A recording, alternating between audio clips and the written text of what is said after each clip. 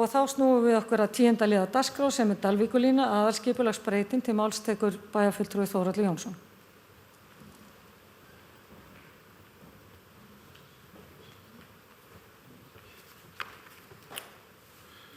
Forseti, ágætu bæjarfulltrúar.